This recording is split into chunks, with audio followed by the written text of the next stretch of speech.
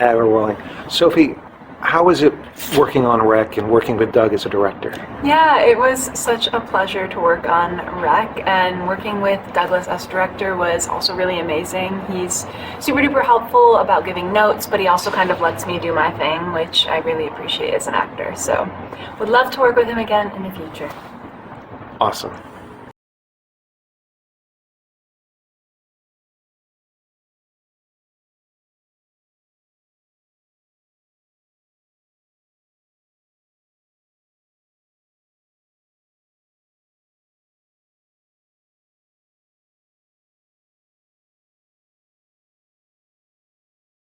Have you ever heard of a writer by the name of Douglas Malin? Never heard of him. Never heard of him. No. Never heard of him. Never heard of him. Never heard of him. So what happened? How'd I get here? Cold, old, and all alone? An anonymous literary failure? Nary a pot to piss in? Creditors and the IRS breathing down my neck? It's a good question, but the answer's a little complicated. You got a minute? Coming out of the chute, I was 2 days late. You see, November 24th, 1963, the day I was born, is the day Jack Ruby shot and killed Lee Harvey Oswald. I've always lamented that I wasn't born 2 days earlier, on November 22nd, the day Oswald shot Kennedy. 'Cause let's face it, it's a much better storyline. And now for a brief and boring stroll down memory lane. That's me and my three sisters, Madeline, Mary, and Judy, somewhere on Long Island, 1,000,000 years ago. And that's my mom. And that's my psycho dad. And that's our dog Tyrone. And that's me at PS 106 in the Bronx. I'm in there somewhere. That's me at my Holy Communion. I was pretending I was a cowboy at the rodeo. When my psycho dad saw what I was doing, he slapped the living shit out of me. I think because we were in front of a church. Isn't that what any parent would do? This is the entrance to PS 106. Some really fucked up shit happened there. Things that should never, ever happen to a child. Things that have made me, at least in my view, one hell of a fucking writer. I describe being sexually abused by my grandfather and by an older boy in my novels Fact and Fiction and Jerk Off. What a surprise. Sex addiction became the driving force in my life as an adult.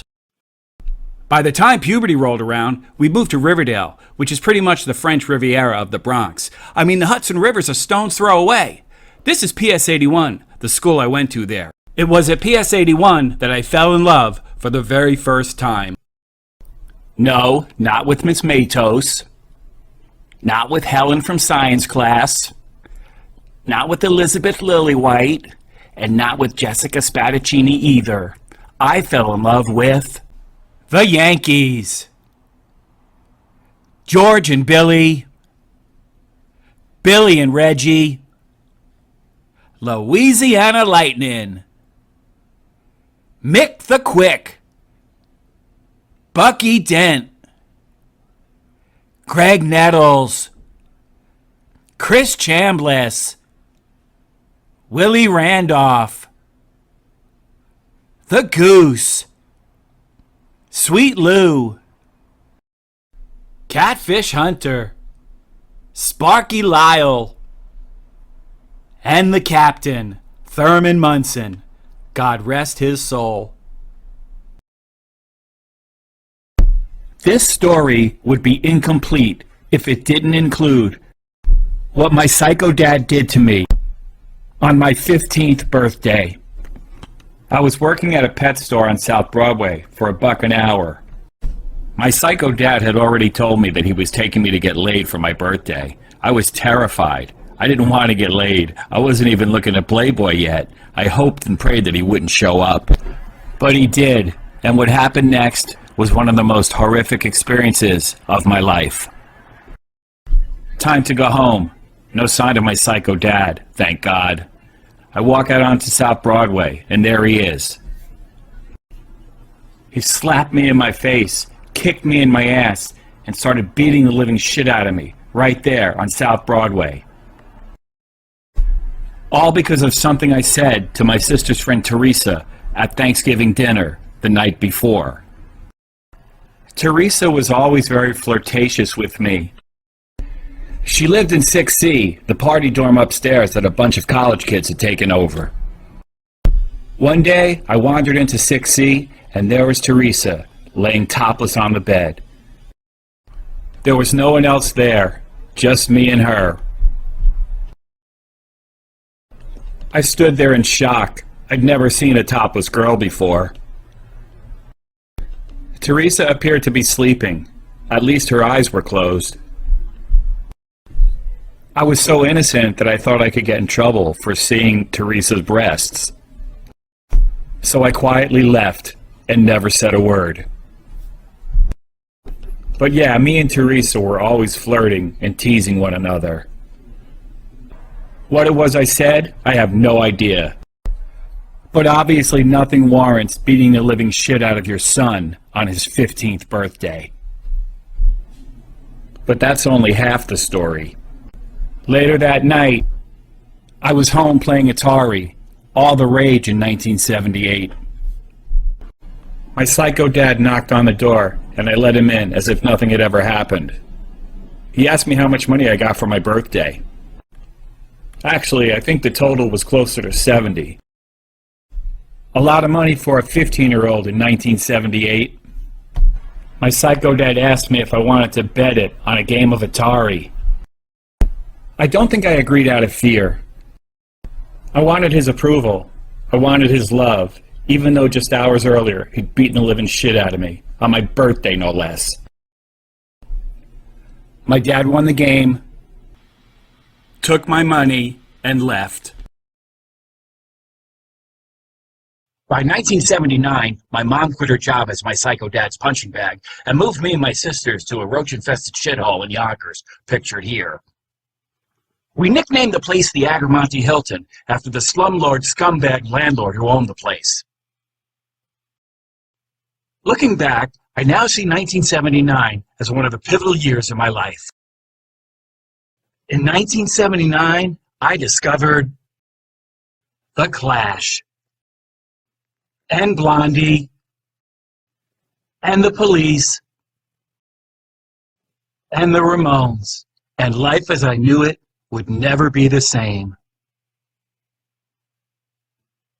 In 79, alcohol and weed became an everyday thing. In 79, I met Luann Fernald, Miss June. Little did I know that I was embarking upon a lifelong addiction to porn. And in 1979, 3,000 miles away, the woman who would disfigure my soul was born. 1980 was a total shit show. The Iranian hostage crisis lingered on with no end in sight. George Brett, Kansas City's one-man wrecking crew, knocked the Yankees out of the playoffs. And John Lennon was murdered. Thousands assembled outside the Dakota that night, and I was one of them. In 1981, I got expelled from Yonkers Prep, a new-aged high school designed for fuck-ups like me. They said they saw me selling weed, and I tried to explain. I wasn't selling it, I was buying it. In 1981, just to get the hell out of Yonkers, I joined the Navy. And something unbelievably fucked up happened. At our boot camp graduation celebration at the Ambassador Hotel in Milwaukee, I walked into the men's room. A man came up from behind me, put a gun to my head, shoved me into a bathroom stall where another sailor was waiting. The gunman threatened to kill us both if we made a sound, robbed us, and then vanished. Later that night, still at the Ambassador Hotel with my company, some blonde-haired guy came up to me and asked me to go back to his place with him. Many years later, when I saw Jeffrey Dahmer's face for the first time, I flashed back to that night at the Ambassador. Was that guy Jeffrey Dahmer? But wait, it gets weirder. During research for this segment of the documentary, I discovered that Jeffrey Dahmer killed his first victim at the Ambassador Hotel. After sending me to a boot camp graduation party where I was robbed at gunpoint and hit on by a serial killer, the Navy sent me to San Diego to learn how to become a radio man. In San Diego, I went with some other sailors to this place where strangers meet to have sex. I just wanted to lose my virginity, which I did, and what a disgusting experience it was. Thank God I didn't catch anything. Like every other sailor stationed in San Diego, I visited Tijuana and met some of the locals. There I was, just 18 years old, getting wasted every night, playing Russian roulette with my life, oblivious to the dangers all around me. Thank you, God, for seeing me through it all. It wasn't all bad. I got to go to Jack Murphy Stadium and see the San Diego Padres play the Philadelphia Phillies. Mike Schmidt hit a homer, but the Padres won. I spent my next 18 months here at the Norfolk Naval Base. Unfortunately, for teenage alcoholics like me, the drinking age in Virginia was 21. But the drinking age on the naval base was 18, and I became a fixture at the Windjammer, where I could get hammered every night on 50-cent rum and cokes. At the commissary, I discovered Iron City beer, brewed and bottled in Pittsburgh, PA. Around that time, a coworker turned me on to speed, and what a surprise, I was soon hooked. Things got really dark when Kim Hartford, a hard-working, hard-partying coworker, was murdered by her husband, Rick. Kim and Rick were whacked out on drugs and alcohol like everyone else in my circle at that time, and I can't help but attribute, at least to some extent, the role of drugs and alcohol in this tragedy. God rest your soul, Kim. Next stop, the USS Raleigh. More beer, more booze, and more buds. Oh yeah, and these too. Something unbelievably disgusting happened. The Raleigh became the flagship of the battle group.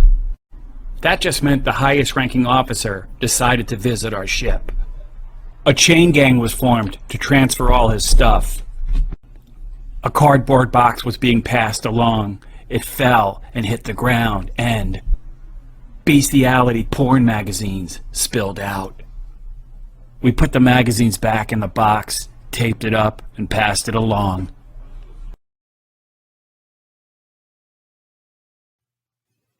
That's me, RM3 Malin. On my way to Amsterdam. Girls in the window. Hash cafes. Look at that menu. More girls in the window. And guess who we saw paying the girls in the window a visit? Chaplain Watson, dressed in a fedora and trench coat. Don't worry, Chaplain Watson. Your secret's safe with me. On our way back from the North Atlantic, Stewart, this gay sailor, got drunk and blew in my ear. I shoved him away, but didn't report it. A day or two later, Stewart tried to give Hanshofer, this tough-as-nails kid from Pennsylvania, a handjob in his sleep. Hanshofer woke up and beat the living shit out of Stewart. Then Stewart disappeared. It was feared he jumped overboard. Captain Triplett ordered a thorough search of the ship, and Stewart was eventually found in a crawl space somewhere in the lower decks. The scuttlebutt was that he was found unconscious with an empty bottle of vodka by his side. When we got back to Norfolk, I had just over a year to go in my enlistment. I hopped on a Piedmont Airlines flight to New York. Piedmont was like the Spirit Airlines of the 80s. You could fly from Norfolk to New York City round trip for just $49. My mom and dad, who hadn't seen each other or spoken to each other in decades, agreed to bury the hatchet for just one night and meet me at a restaurant in Midtown Manhattan. Then, crack entered the picture. My wastoid friends, Gary and Dave, picked me up at the airport. I wrote about what happened next in my novel Jerk Off. Try this, sailor, Gary said as he passed me back a crystal clear pipe. Cool, I answered, thinking I was about to smoke some weed. Man, I was hooked from the very first hit. Pure, immediate nirvana. Suffice it to say, I never saw my parents that night. Back to the Raleigh. completely destroyed, totally broke, and only wanting more. Williams was from Harlem. He was hooked too. He told me about a spot on 125th in Amsterdam.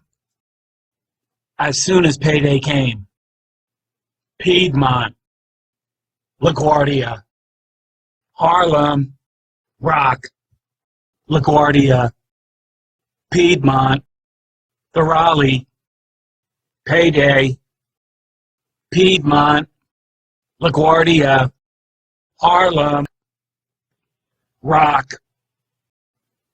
And then one day, I just didn't go back. The day before I would have been classified a deserter, I did go back to the Raleigh.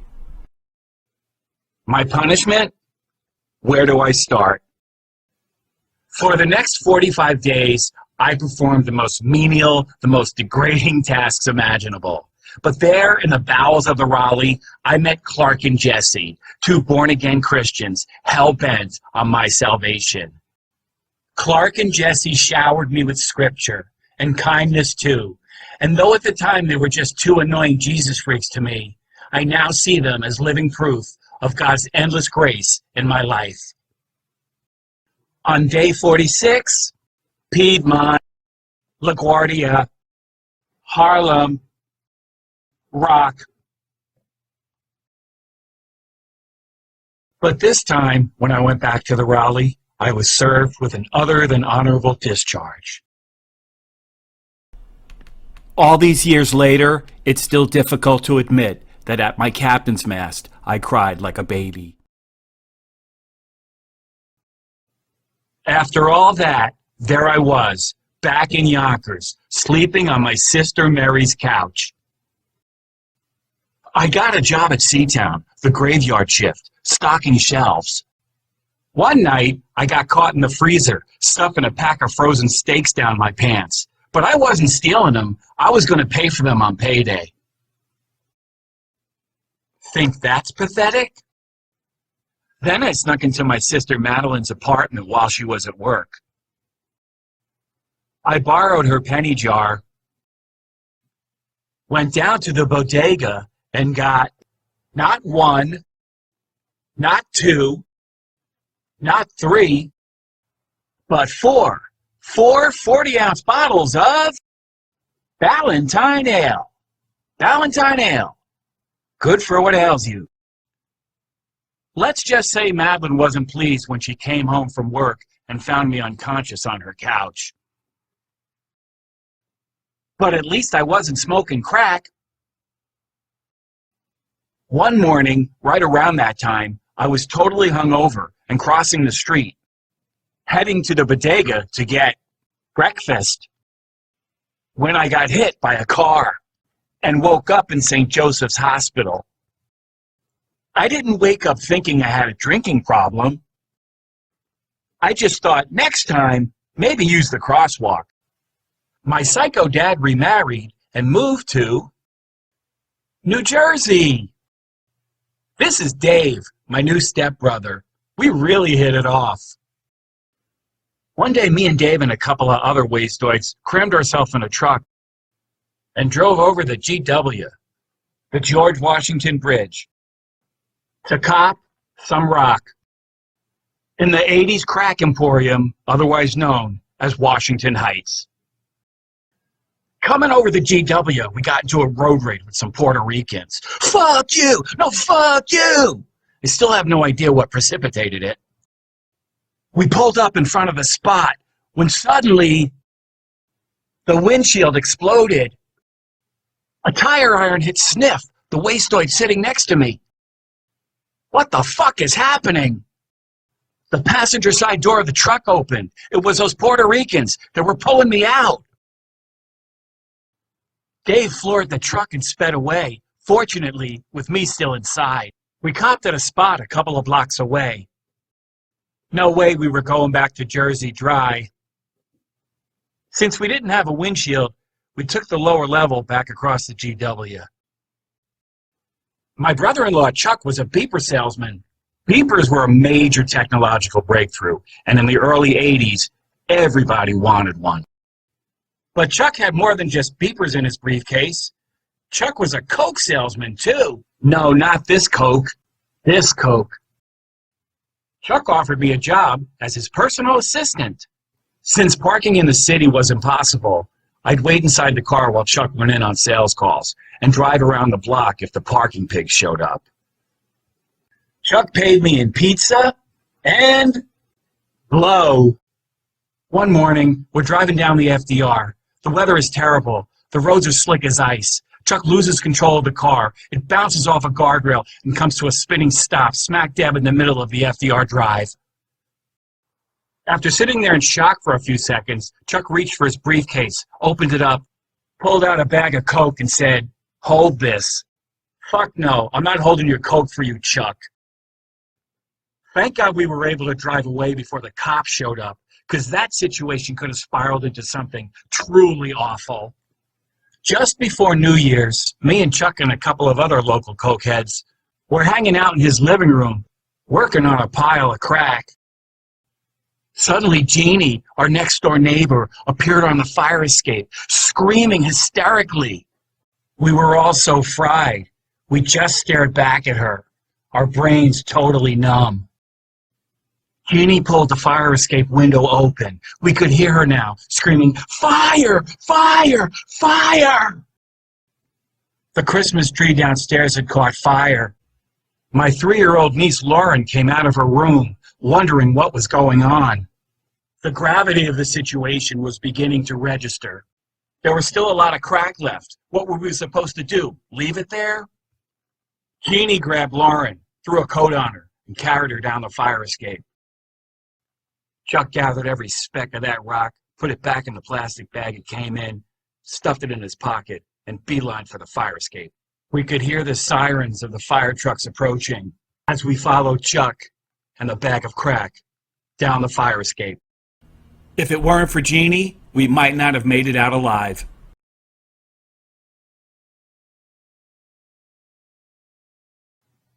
Dave had a friend named Bobby Stotts. Stotts was the lead singer in a hardcore band that played gigs in North Jersey and the city. One night we went to see him play in some dive bar in Alphabet City, the bombed-out wasteland that civilization had surrendered to the zombie outcasts who lived there. Compared to Alphabet City, Yonkers looked like fucking Scarsdale. After the gig, me and Dave and these 2 other guys got in his car. I didn't even know who these guys were, and I didn't know where we were going. I just knew it was fucking freezing. January in New York. So we're just sitting there, and the car's not moving. The engine's not even on. What the fuck is going on here? I'm fucking freezing. Turn the engine on. Let's get some fucking heat going. First I smell it, and then I see it. These fucking guys are shooting heroin. The smell was fucking nauseating. Dave and the 2 guys fixed, all with the same needle. Then they offered it to me.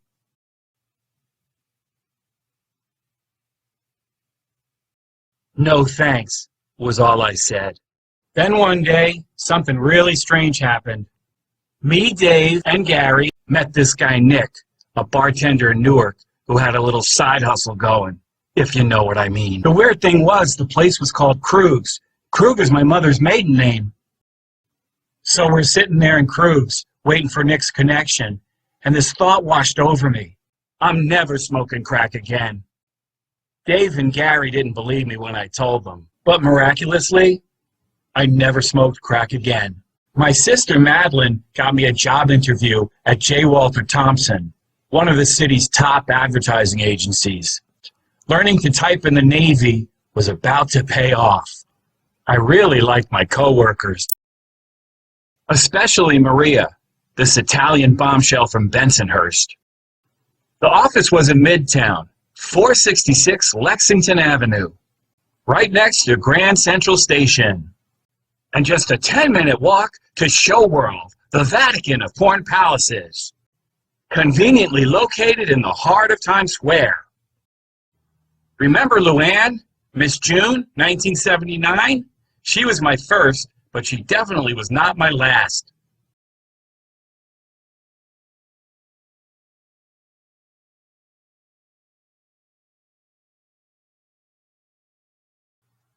I don't remember the first time I wandered into Show World, which I dubbed the Vatican of Porn Palaces in my novel Sex Slaves.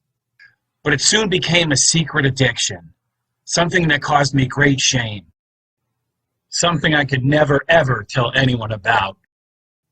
I'd go to work and see Cassie, or Jackie, or Jen, what a bitch she was, or Chrissy, or Helen, or Nina, or Steph, or Deb, or Janet, or Maria from Bensonhurst. And come lunchtime, I was hot-footing it across town to the Vatican in search of a reasonable facsimile of any of these girls. The place was a spiritual dungeon, but I could not help returning to it again and again and again. Visits to Show World became an everyday thing.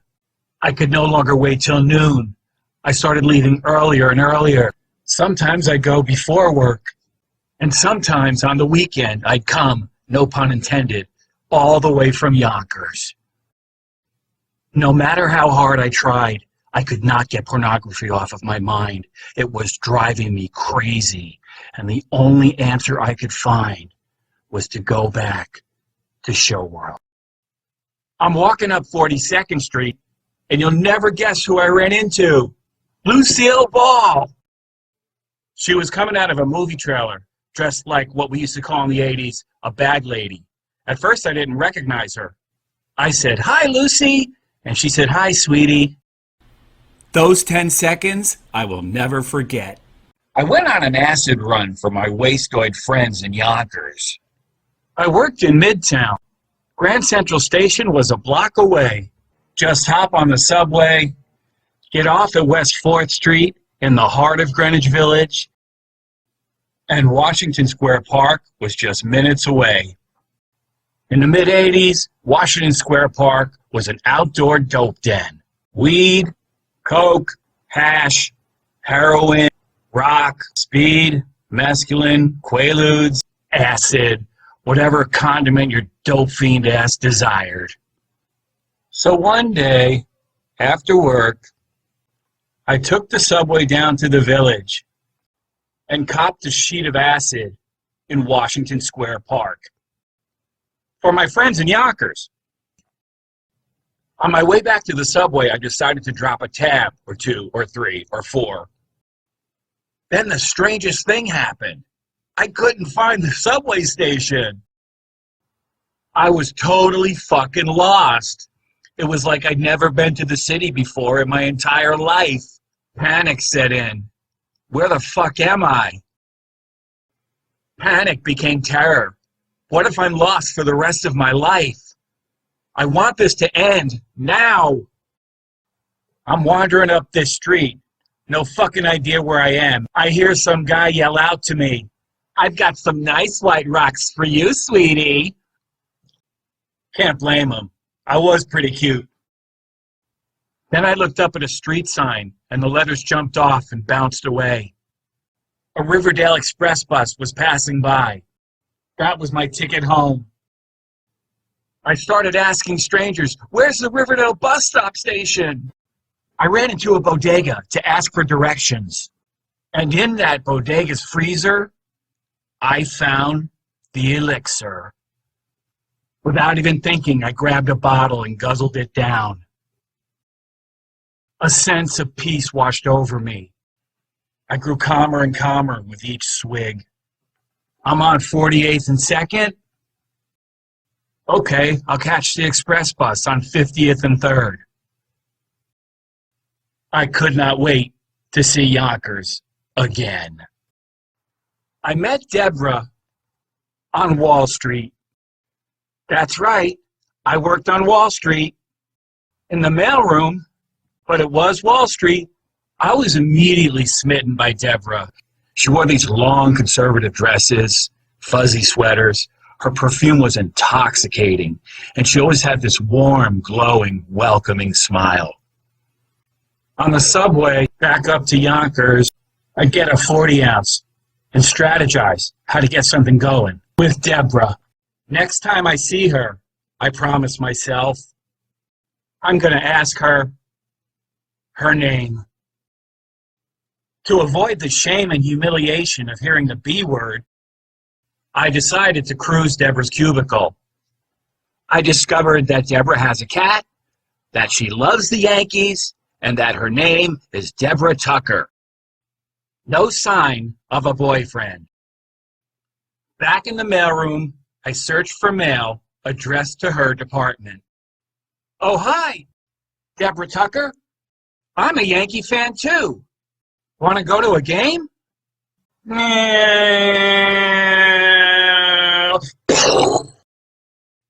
It's easy to laugh about it now, but I was crushed when Deborah shot me down. At lunch, I'd grab a tall can, walk down to Battery Park, stare at the green lady, and think of Deborah.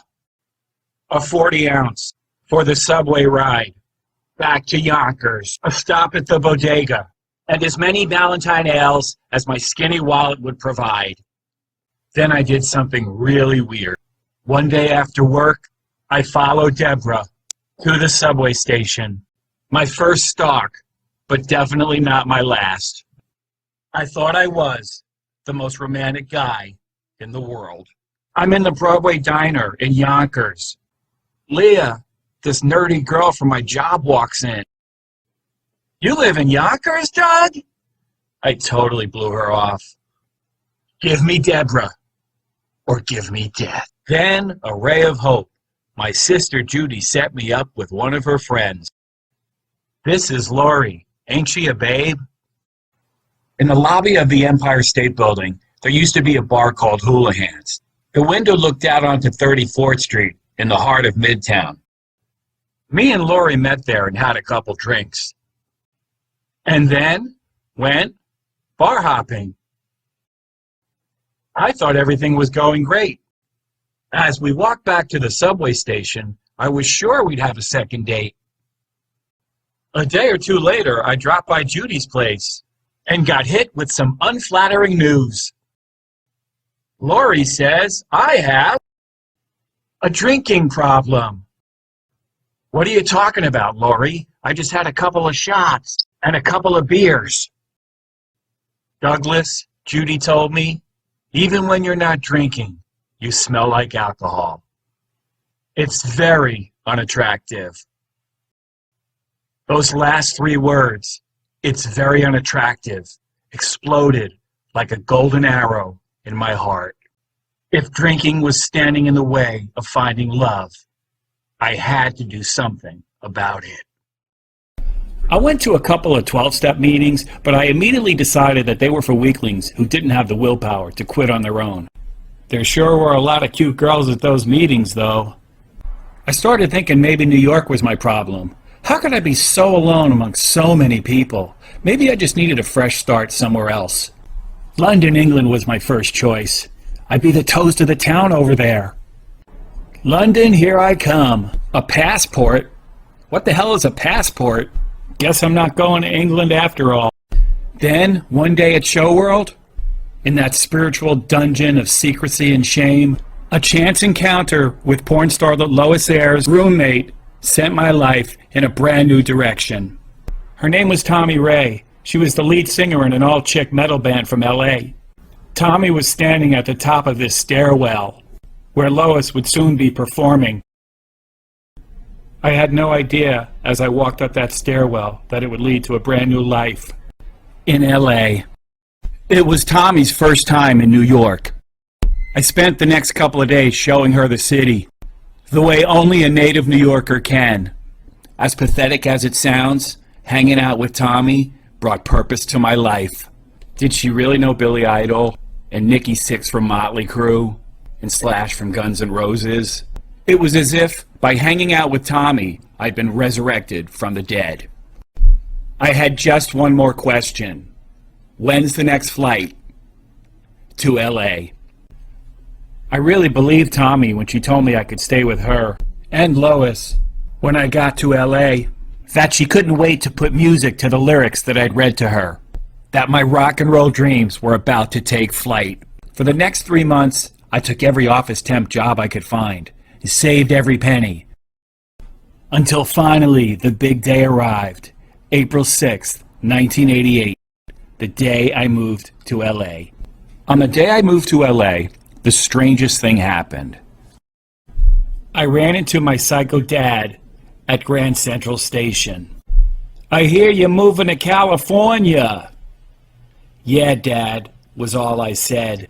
We shook hands, but I walked away thinking I'd never see my psycho dad again. I landed at LAX with $1,500 and Tommy's address scribbled on a piece of paper. Lois answered with this sort of "who the fuck are you and what the fuck do you want" look on her face. "It's me, Doug, from New York, remember?"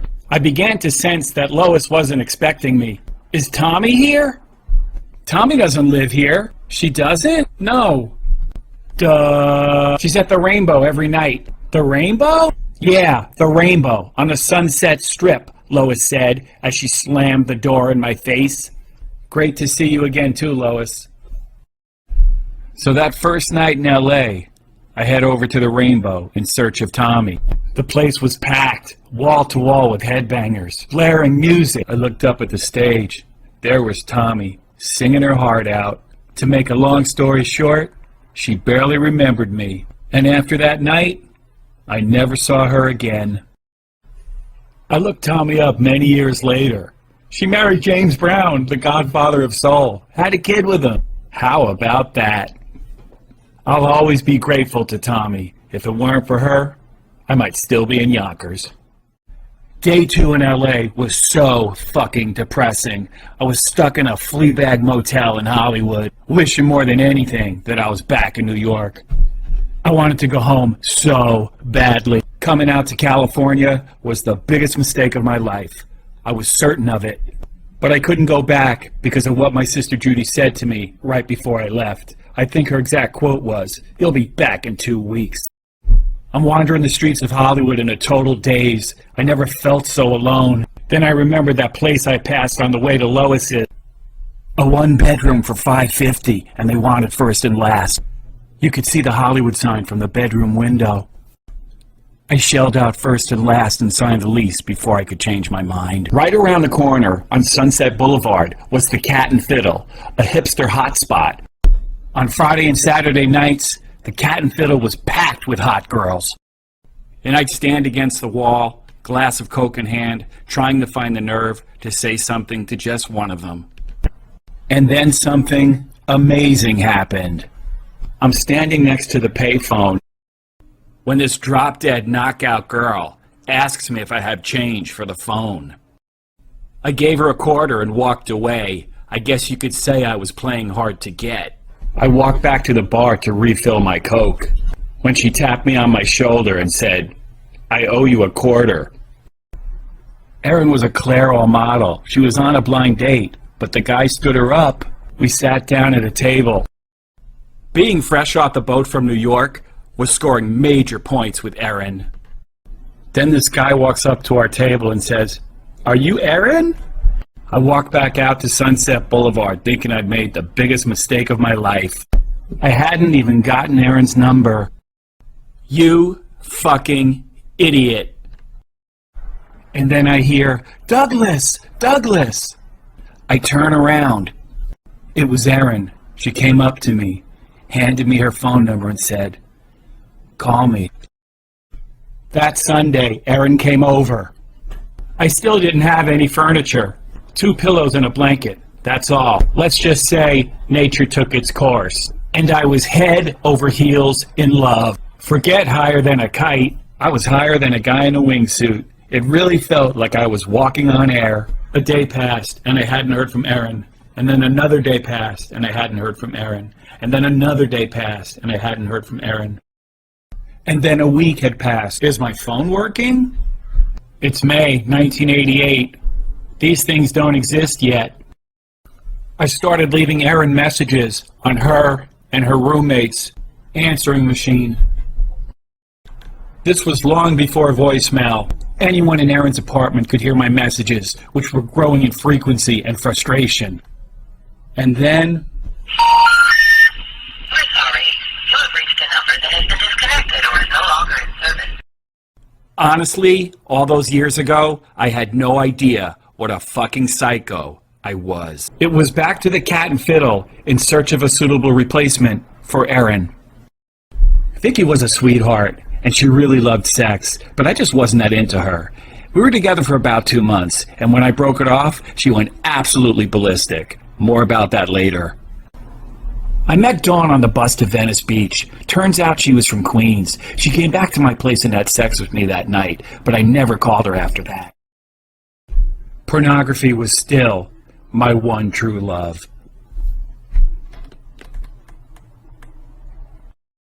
Hollywood Boulevard was the closest thing to Times Square that LA had to offer. Welcome to Show World West. What a fucking dungeon. Unbelievably, the booths didn't have doors on them. And there were always these creepy guys looking for someone to hook up with. Plus, the LAPD would come in on a slow night looking for someone to take to jail. God, how I missed Show World. My first job in LA was at an employment agency on Wilshire Boulevard, where I worked as an office temp. The first of, 10,000 dead-end temp jobs all across LA that I absolutely hated. But somehow, week after week, month after month, year after year, I managed to just scrape by.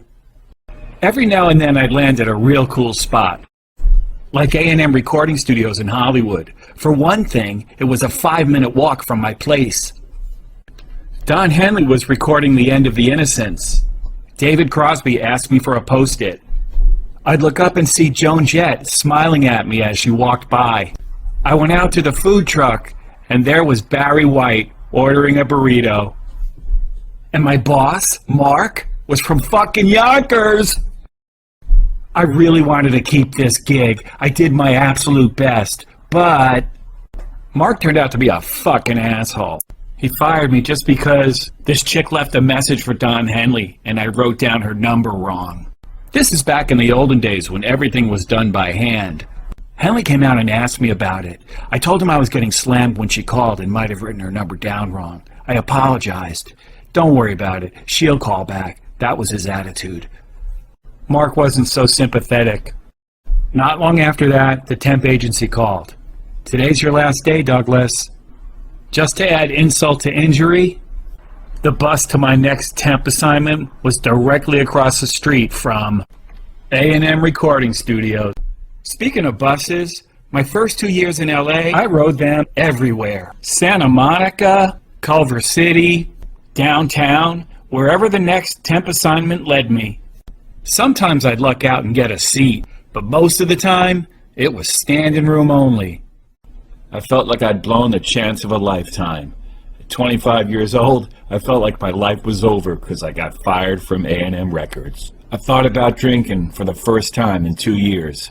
Maybe I should go back to one of those meetings. There sure were a lot of cute girls there. So I walk into this meeting. They were talking about their fucked up childhoods. I discovered my fucked up parents anonymous. At least that's what I called it in my novel Jerk Off. There are some moments in life that you just never, ever forget. This is one of them. I'm walking up Fairfax Avenue, on my way to my fucked up parents anonymous, when I see Michelle for the very first time. All these years later, the memory of Michelle is lodged like a dagger in my soul. My fucked up parents anonymous gave me a place to talk about all the fucked up things my psycho dad had done to me. After the meeting, people would come up to me and offer their support. Some of them very beautiful women. After the meeting, Michelle asked me if I was coming to Cantor's. I told Michelle I was bussing it, hoping she'd say, "I can give you a ride," which is exactly what she said. We went to Cantor's, and then Michelle dropped me off at my place. I got out of the car thinking, this girl really likes me. For the record, I told Michelle about Vicky. A couple of days later, Michelle called and asked me if I wanted a ride to the meeting that night. Then at Cantor's, we talked about our mutual love of Charles Dickens. Want to come over to my place and watch Great Expectations, Douglas? Sure. Back to Michelle's place in West Hollywood to watch Great Expectations, which we watched for like 5 minutes, and then had sex, probably 5 times before sunup. Then I took Vicky to see Dances with Wolves, took her back to my place, had sex, and then told her about Michelle. Vicky didn't take it well. I had a bronze statue of a lady picking grapes. Vicky picked it up and threw it at me on her way out the door, which she slammed with all her might. Definitely not the last time that would happen. Fucking asshole! One day, after a MAFUPA meeting, I fucked a Parents Anonymous, me and Michelle were walking to her car, and I realized I was falling in love with her. But I loved porn more. And one night, in that soul dungeon, I met Officer Reyes and Officer Jackson. They charged me with lewd conduct and took me to headquarters. I was fingerprinted, booked, and released. And then I did arguably the stupidest thing in human history. I told Michelle, "You fucking idiot." It was as if I'd fallen off the pedestal Michelle had placed me on. I had my day in court, and the judge sentenced me to 6 Perverts Anonymous meetings. These meetings became the genesis for my novel, Sex Slaves. Then Michelle called to tell me that her therapist, Sheila, thought we should take a time out. For 90 days? No! 90 days without Michelle seemed like an eternity. So I turned to my one true love, pornography. My brand new TV VCR combo sure was coming in handy. I bought this little shitbox off my neighbor for $600. One night I drove past Michelle's place, and when I didn't see her car outside, I waited for hours for her to come home. Some people might call that stalking. I called it romantic. I thought Michelle would be happy to see me when she got home. At first she didn't recognize me. "It's me, Douglas. What are you doing here?" The fear in her face vanished, and she stared at me with total disgust. Michelle allowed me to walk her to her door, but she would not let me come inside. A couple months passed. I got this really great job at Fujitsu. They even let me drive the company van. I called Michelle to tell her the wonderful news. I thought she'd be so impressed. We're sorry. You have reached a number that has been disconnected or is no longer in service. Not again! Then, at a MAFUPA meeting, there she was. She looked absolutely stunning. She saw me and smiled. She'd landed a great job as a legal secretary at a law firm in Century City. She moved to a brand new apartment in Beverly Hills, and she got a brand new Lexus. Thanks to Sheila, Michelle began to recognize how short she'd been selling herself over the years. She was a UCLA graduate from Pacific Palisades. So what was she doing in that dump on Poinsettia? And why would she want anything to do with a loser like me? If I just would have asked her right then and there, "Where'd you move? Can I see your new place?" the outcome probably would have been a lot different. But I was afraid she'd tell me about this super handsome, super rich guy she was seeing now. So I hid down the street in my diarrhea-colored shitbox, and when Michelle came out of the parking lot in her brand new red Lexus, I followed her all the way to her new place in Beverly Hills. I started driving by Michelle's place several times a day, sometimes in my shitbox, sometimes in the Fujitsu van. I thought it was all so romantic. At the same time, I wondered if she knew what I was doing. I called her at her job. She agreed to meet me at Raffalo's in Hollywood, so obviously she didn't know I was stalking her.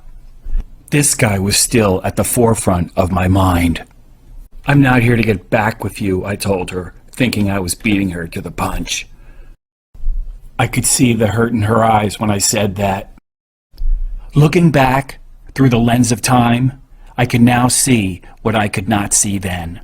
That Michelle genuinely loved me, that a lifelong partnership with her was entirely possible.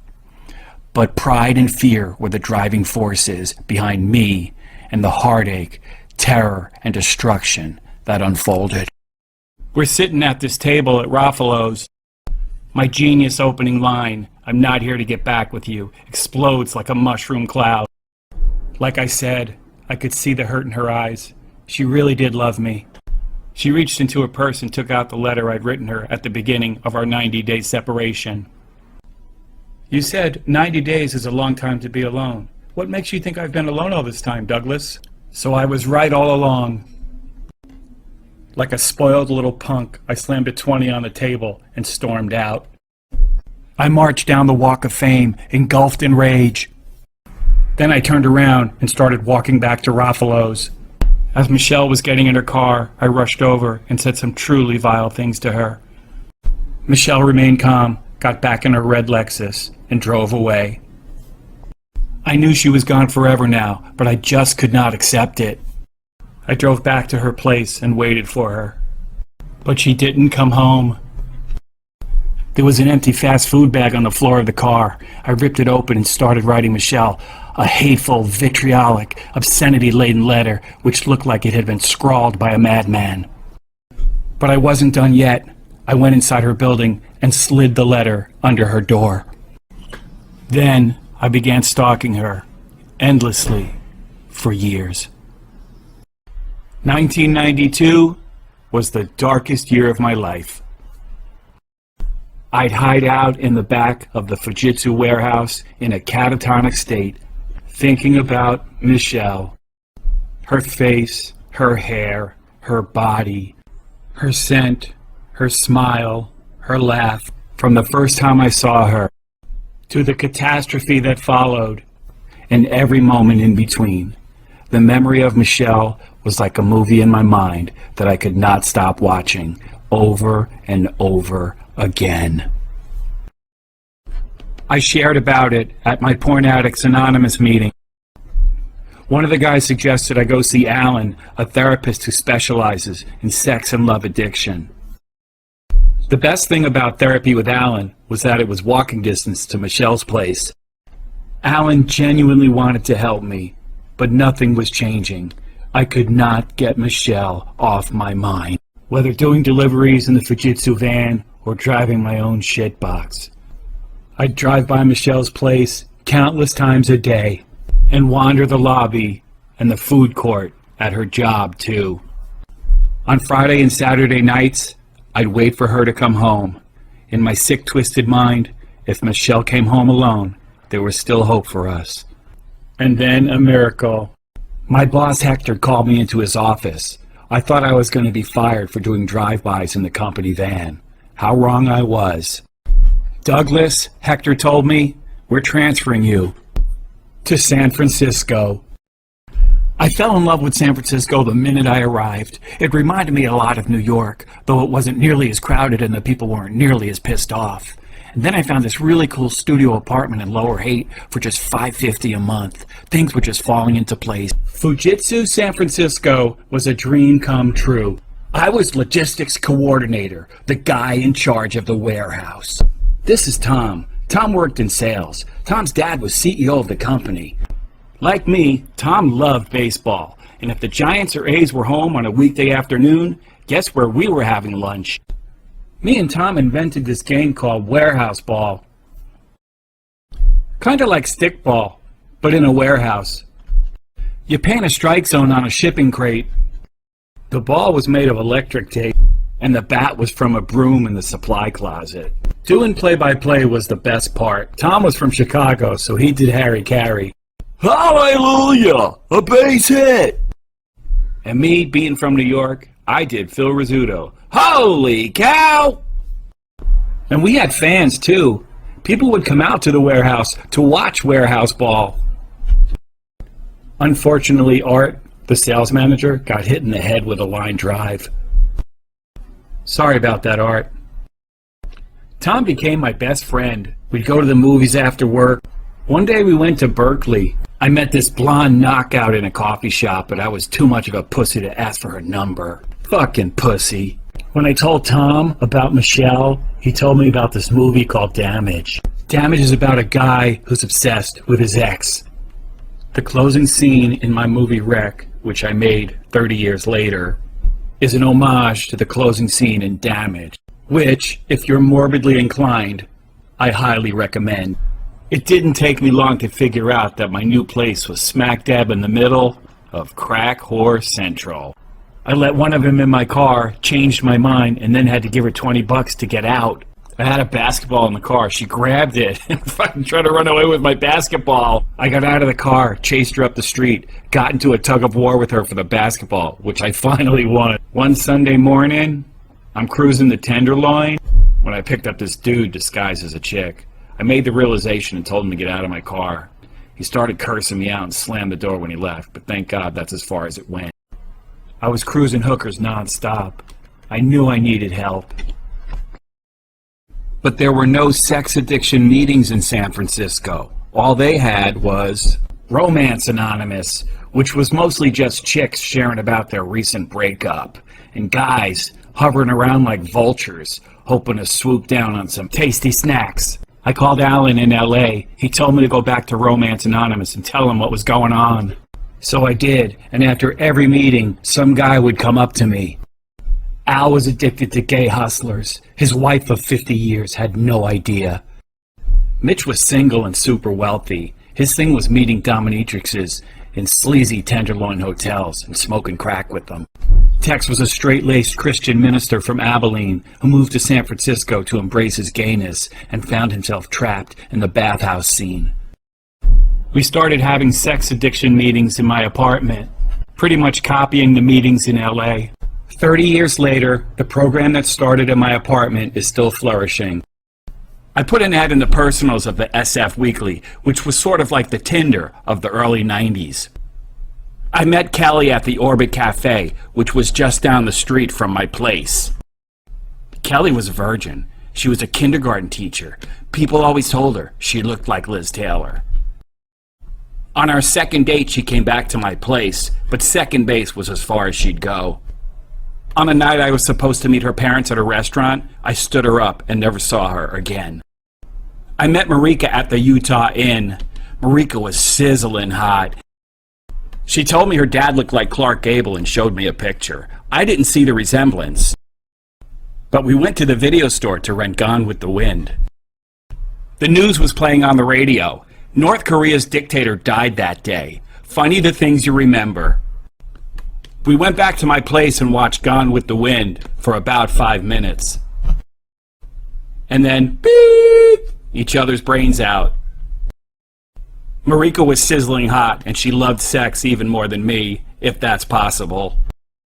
She came over whenever I called and never complained when I sent her away. Until one day she called to say she felt like she was being used. Does this mean you're not coming over tonight, Marika? Mara was a tortured Japanese-American artist who painted pictures of faces engulfed in agony. She lived in a 3-bedroom in North Beach with her roommates, Joe and Sam. Mara was skinny as a pencil, and she fucked like a dead fish. But her place was walking distance to the lusty lady. When Sam moved out abruptly, Mara asked me if I'd like to move in. A room in North Beach for just $250 a month? Think of all the money I'll save. I called Dana, the building manager, and told her the news. Then I got a U-Haul, stuffed it with all my stuff, and just like that, I was all moved in. I'm at work. Mara calls. Douglas, did you use my stapler? Yeah, I might have. Will you please ask me first next time? I'm at work. Mara calls. Douglas, did you leave a spoon in the sink? And did you take some of my honey hibiscus tea without asking? And please don't leave the toilet seat up again. Hi Dana, it's Douglas. Can I have my apartment back? Hi Douglas, your apartment's still available, but we've listed it and are now asking $600 a month. An extra $100 a month to escape Mara was a fucking bargain. And I was back in my place that weekend. "You're leaving?" Mara said when I told her the news. "Why?" Mitch called me from the Tenderloin at 3 in the morning. Mistress Kimberly and Mistress Tammy had taken his wallet and his car keys and his clothes, and he was trapped in a seedy hotel room in the Tenderloin. So I drive over at 3 in the morning, bring him some clothes, knock on his door. But he wouldn't leave, and I totally understand. Then one morning, my boss, Don Torres, calls me into his office. "Douglas, the LA branch is hiring a logistics coordinator. You have seniority. The job is yours if you want it." Everyone I talked to said the exact same thing. Do not go back to LA. Welcome back, Douglas. As the O.J. Simpson trial began to unfold, I drove by Michelle's place for the first time since coming back to LA. In my new shit box. To borrow an analogy from the 80s, my obsession for Michelle had merely been placed on pause. And coming back to LA was like pressing play. Stalking Michelle became a full-time job. I followed her everywhere I could, whenever I could. At work, I'd hide out in the back of the warehouse in a catatonic state, wondering where she was, who she was with, and how I could get back with her again. One night, I followed her to a laundromat, got in my shit box, dashed back to my place in Culver City, got a basket full of laundry. Back in my shit box, back to the laundromat. Michelle was throwing her clothes in the dryer. "Michelle, is that you?" At first she smiled, but when she realized it was me, her face turned white. "I don't want to talk to you." "But Michelle, I don't want to talk to you." She was shaking now as she finished throwing her clothes in the dryer. "I'm sorry," I said, and left. Then a near catastrophe compelled me to make my next genius move. I was driving by Michelle's building, staring into the garage, trying to see if her car was parked inside. I looked up and slammed on the brakes. Michelle was getting out of her car. I drifted all the way over to the row of parked cars and very nearly hit her. On July 9th, 1995, 6 years to the day I met Michelle, I started drinking again. Labor Day weekend, I'm driving over to Michelle's place, a bottle of whiskey between my legs, a shitbox littered with empty cans of beer. The cops notice me and make a U-turn. I know they're going to pull me over. No way I'm spending Labor Day weekend in the LA County Jail. I haul ass down a side street and disappear before they can catch me. And now for my next genius move. I quit my job, sell the shitbox for $200, and hop on a Greyhound back to San Francisco. So I'm back in San Francisco, but with no job, no apartment, and dwindling savings. Mitch put me up for a day or two, but you know what they say about house guests. I wound up in the same Tenderloin motel that Mitch called me from that night. But look at the bright side. It was walking distance to the lusty lady. I'd wake up hungover, exhausted, disgusted with myself. I'd turn on the OJ trial and realize things could be a lot worse. In my twisted mind, I took comfort in knowing that I would never try to harm Michelle physically. Every day it was the same. Booze, beer, the lusty lady, the OJ trial, and thoughts of Michelle. One day I saw Mara. I ducked out of sight. No way I could let her see me in such a deplorable state. I wandered the streets of San Francisco day after day with nowhere to go and all day to get there. Funds were dwindling. With my last few bucks, I bought a one-way ticket back to LA. I arrived back in LA the very same day that O.J. Simpson was acquitted of murder. The next 3 months were a total blur of booze, beer, and cheap motel rooms. All my money was long since gone. So I called my mommy in Florida. "Send money, Mommy." The shitbox was gone, so I couldn't do drive-bys. But I could still do walk-bys. I spent countless hours, day and night, wandering Michelle's neighborhood aimlessly. Am I just being paranoid? Or are people looking at me? Maybe the word is out about the woman on Rexford Drive being stalked by her ex. Then one night, strolling down the alleyway behind Michelle's building, guess who I ran into? They sat me down in front of a tree. Robles waited with me while Saltzman drove over to Michelle's place to ask if she wanted to press charges. Robles leaned over me, put his index finger and thumb together and said, "You're this close to going to jail, Douglas." Saltzman came back, got in my face and said, "Michelle wants nothing to do with you, Douglas." For reasons I'll never know, Michelle did not press charges, and I walked away. One night, drunk out of my mind, I went into a video store just as they were closing. There was a bathroom in the adult section. I hid myself and waited for them to close the store. I thought I was going to have the time of my life. Before, they had a really great selection. I'm huddled up in the bathroom, listening as these two boobs shut the store down for the night. Finally, the sound I was waiting for, the gate being dragged across the window. I come out of the bathroom, and all of a sudden,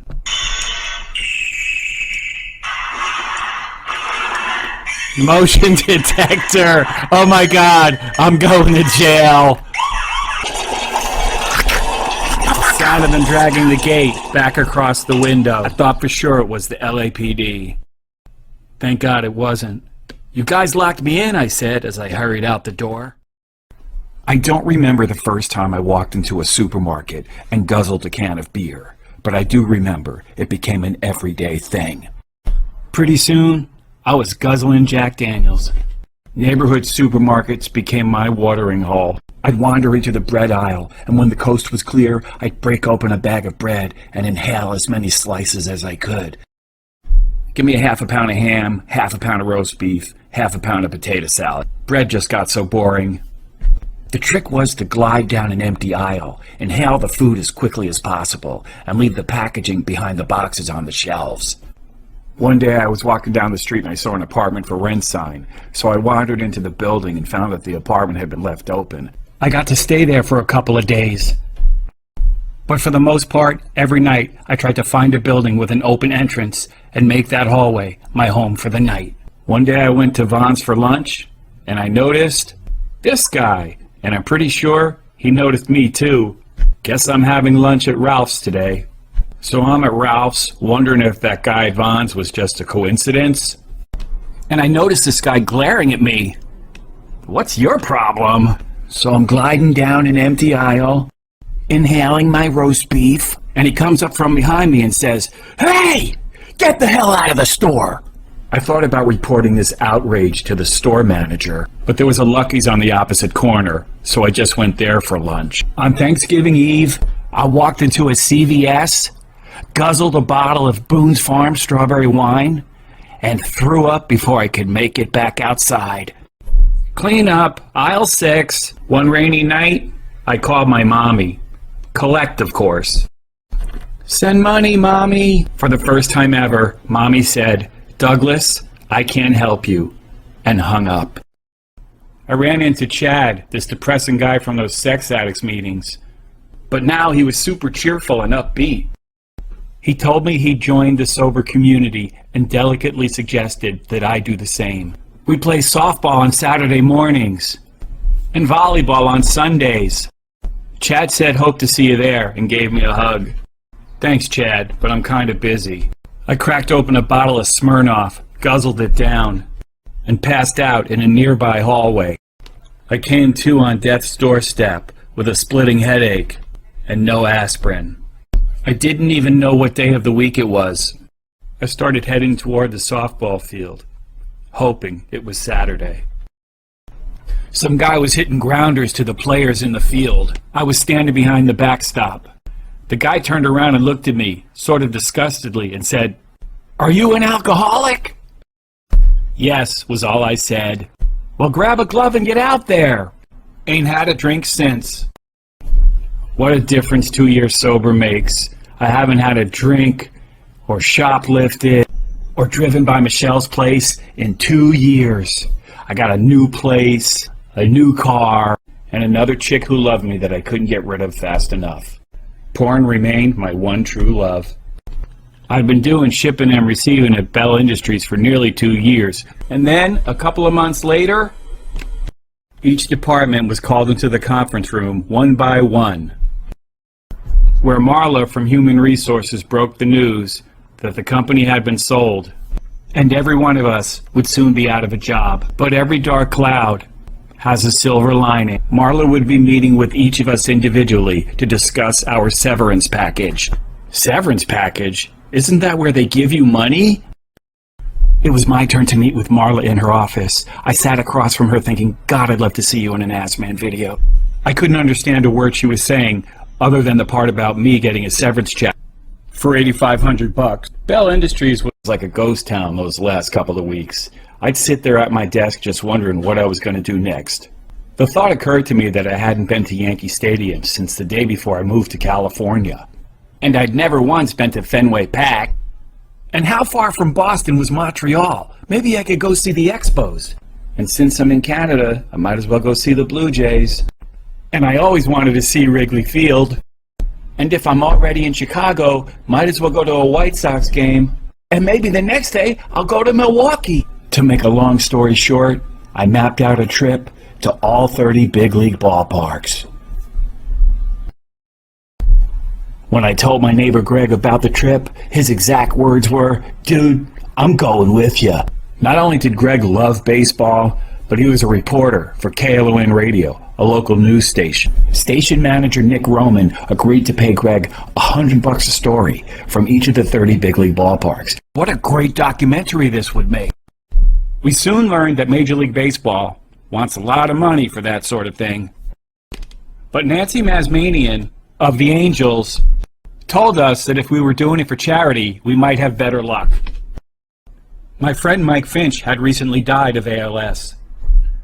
With the help of the ALS Association, our trip to all 30 big league ballparks became a campaign to raise awareness for Lou Gehrig's disease. E-Limos saw an advertising opportunity and gave us a town car to make the trip in. The documentary never got made, but I wrote a book about the adventure, Baseball Maniacs. It's dedicated to Mike Finch. At Shea Stadium, I asked Donald Trump what he knew about Lou Gehrig's disease. We're getting close to a cure, he said, and hopefully we'll have one soon. And then he shooed me away in an interview that lasted all of 10 seconds. One morning, my sister Judy called to tell me that my mom was very ill and that I should come home to say goodbye. My mom was in a hospital in Teaneck, New Jersey. She was lying unconscious beside a ventilator machine. I got on my knees beside her bed, told her how sorry I was for all I'd put her through, and thanked her for all she'd done for me and my sisters. My mom raised 4 kids on a secretary's salary, survived breast cancer, and my psycho dad too. My mom paid for my Little League fees, bought my Little League uniforms, took me to my Little League games, and to Yankee Stadium too, even though she didn't know the difference between a home run and a touchdown. And there was so much more to thank her for. The doctor came in and told me to go downstairs and get some coffee while they changed my mom's bedding. I went downstairs to the cafeteria and came back a half an hour later. "Douglas," the doctor told me, "your mom is gone." The doctor explained that people on the cusp often wait to say goodbye to their loved ones before they go. I was my mom's final goodbye. My friend Vince was a retired businessman. Vince loved live theater. "When Vince first asked me to be in the play he was producing, my first response was..." In all seriousness, the play was being performed at the Redondo Beach Theater for the Performing Arts, and the proceeds were going to benefit a women's shelter. I told Vince I wasn't an actor, but he didn't seem to care. I guess he could see in me something I didn't know was there. Detective Rick Reynolds. Robbery homicide. Don't let these quiet streets fool you. Anaheim can get ugly fast. But here's the kicker. Princess Leia's in it. And not only that, the rehearsals are at her house. Every Sunday the cast would meet at Carrie's place on Coldwater Canyon for rehearsal. Sometimes Debbie Reynolds would be there. I remember one morning she said, "Would you like a cup of coffee?" At the time, Carrie was hosting a talk show from her house called Conversations from the Edge. What a trip it was to be sitting in the very same living room you watched on TV the night before.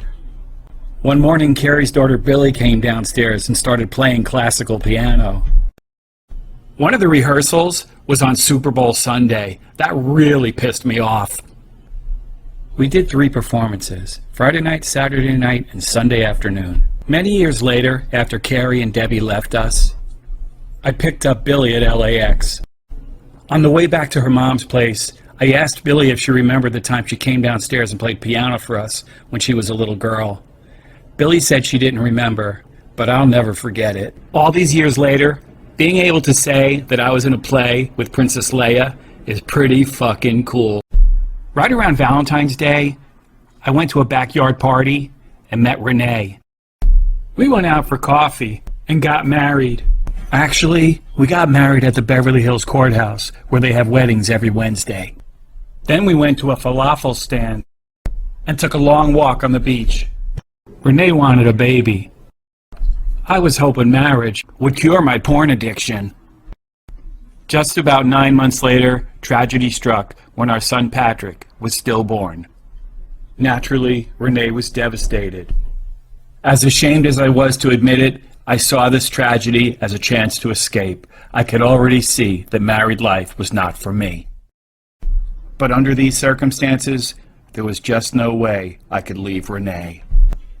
So we packed up our stuff and began life anew in a little house in Florida, right next door to my psycho dad, who, over the years, had somehow morphed into the happiest guy in the world.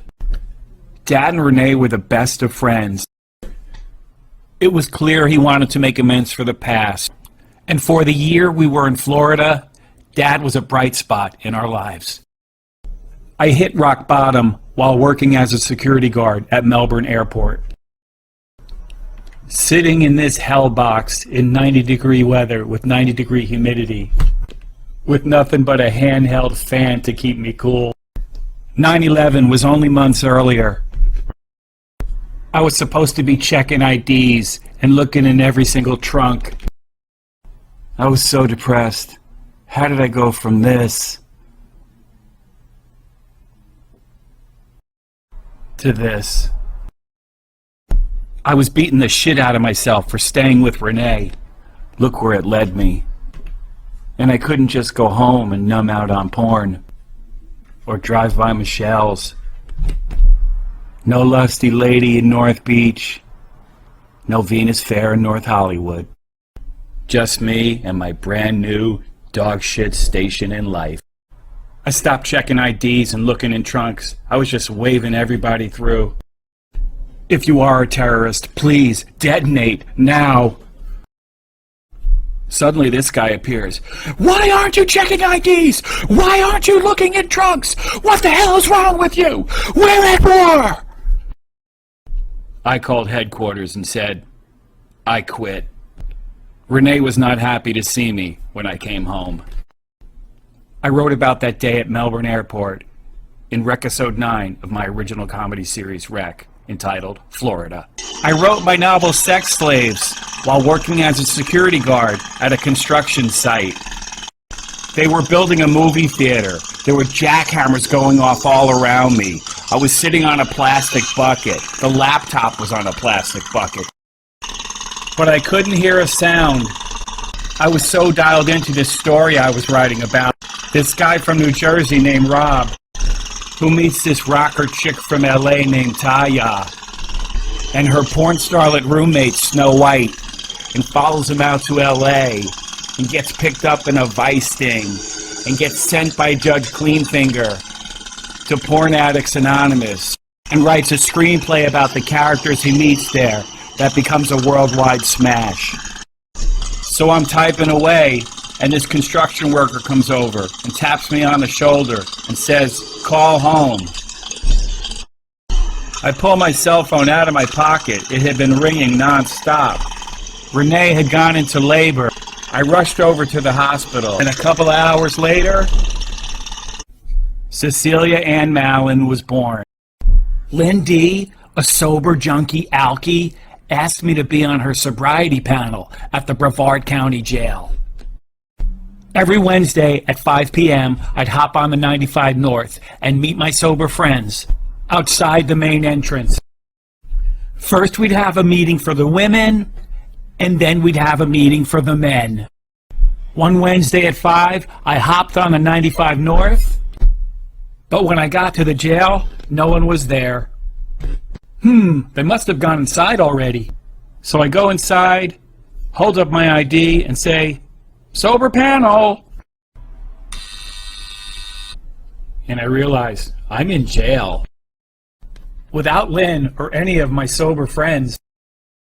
And most importantly, without a guard escorting me. Then I realize, fuck, I'm lost. Then I saw this guy. I was going to ask for directions, but I thought he might drag me back to his cell. Wait, this looks familiar. Oh, thank God. As soon as I made it back outside, I called Lynn. "Douglas, did you not get my message? There's no panel tonight." Meeting Tanya was one of the most sobering experiences of my entire life. Tanya was from Canada. On her way to Disney World, she was involved in a fatality accident and was charged with felony DUI. She just received her sentence, 9 to 12 years in Florida State Prison. Tanya was having a nervous breakdown before our eyes. She was utterly inconsolable. Her face was a volcano of tears and snot.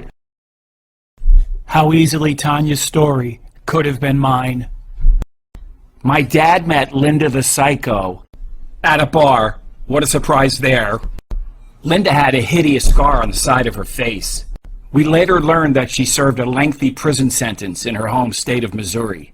One day, Dad brought Linda over, and Linda threatened to cut our baby daughter Cecilia's eyes out. Renee threw Linda out and immediately decided that we were moving back to LA. Back to the safety and security of her extensive and closely knit Italian family. If there's one thing I've learned about Renee over the years, when it comes to Cecilia's welfare, you might as well pick a fight with a fucking grizzly bear. Farewell, Brevard County Jail.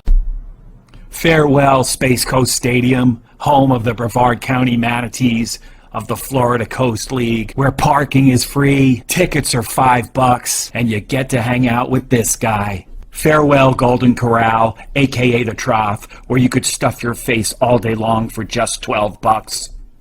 Farewell, Florida. Thank you for one unforgettable year.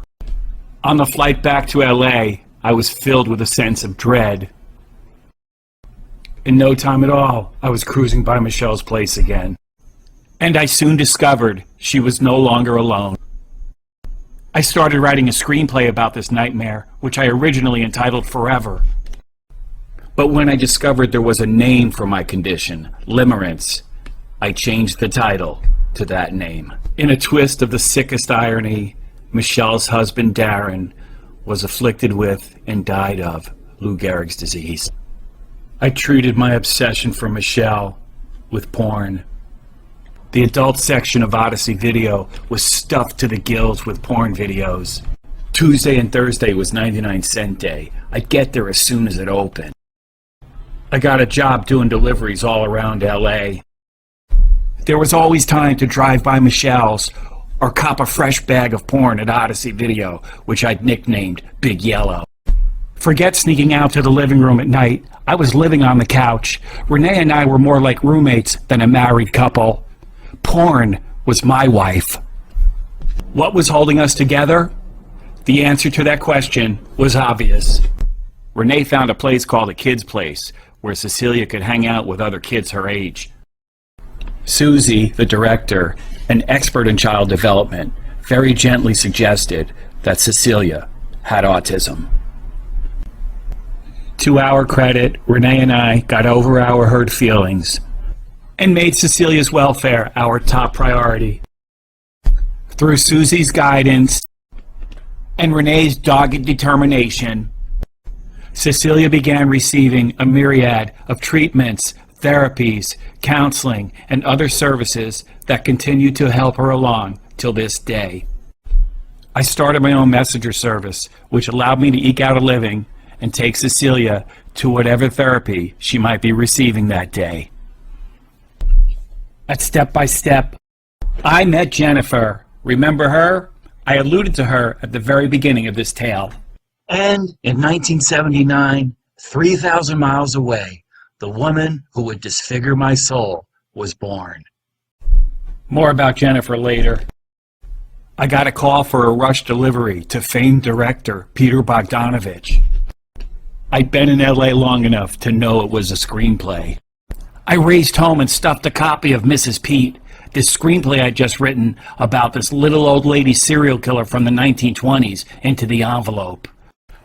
But Peter never got back to me. Little old ladies can be lethal, Peter. The Beverly Hills cheese store really kept Mr. Zippy busy. A high-end cheese boutique that catered to a very wealthy clientele. In the early 2000s, in the movie biz, a cheese basket or a cheese tray from the Beverly Hills cheese store was often sent as a way to sweeten a deal or say thanks. And the gated community of Beverly Park, arguably the wealthiest community in the world, was often my destination. So Norbert, the cheese store owner, calls and says, "Hey, Mr. Zippy, I got a cheese tray going up to Stallone's place in Beverly Park."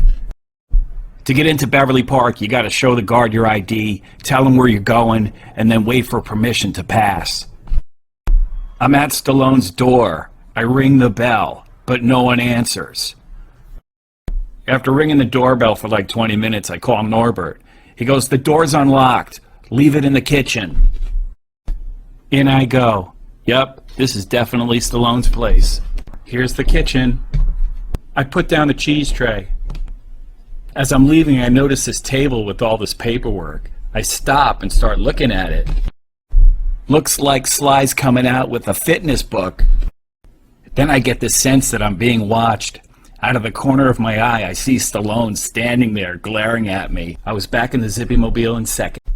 Brillstein Gray was an A-list talent agency located on Wilshire Boulevard in Beverly Hills. It represented some of the biggest stars in the world. "Rush to the Hollywood Hills, Mr. Zippy."